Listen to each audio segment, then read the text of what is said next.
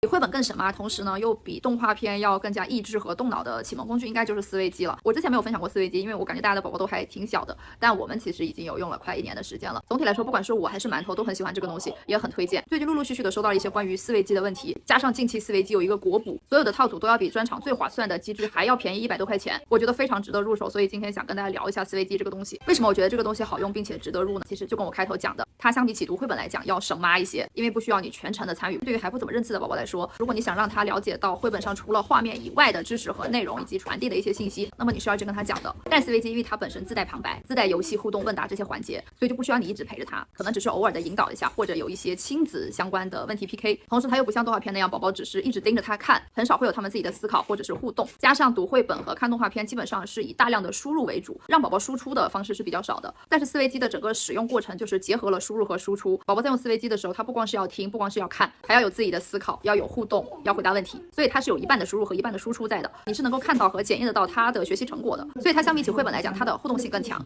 也更有意思，宝宝能够专注在上面的时间其实更久。比起动画片来讲，它除了更益智更动脑，它还护眼。这是什么？什么东西掉到佩奇的盘子里了？请你点一点吧。这是一颗牙齿。这颗牙齿是从哪里来的？盘子里是谁的牙齿？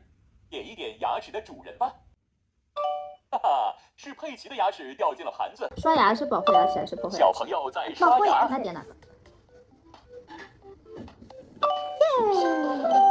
刷牙能保护牙齿。现在做的好的思维机，它不光是培养宝宝的思维能力，它会覆盖语数英，还有认知能力、百科知识，以及培养宝宝的好习惯、好性格，还有表达能力等等方方面面。还有各种各样小朋友很喜欢的 IP， 比如说这个小猪佩奇，馒头最喜欢的就是这一套，还有这个迪士尼系列的这一套题卡里面就有10个动画，这些都是不管大人还是小孩都会很喜欢的。这种思维机给宝宝提供的学习模式就是玩中学，所以我觉得不管是爱读绘本还是不爱读绘本的宝宝，其实都可以尝试一下思维机。对于爱读绘本的宝宝来说呢，思维机其实解放的是你；对于不爱读绘本的宝宝来说，思维机其实就提供了一个更有趣的学习方式。对于大部分宝宝来说，在大概2岁左右就可以上手思维机，有一些认知能力以及专注力本身就比较好的，可能1岁9个月、10个月就可以。但是因为现在有国补，所有的套组都可以再降15%，直接便宜100多块钱，而且国补它是不知道哪一天就结束了的。所以如果你的宝宝有1岁半左右了，我就非常推荐你先囤着，因为咱也不知道下一次国补就要到什么时候了。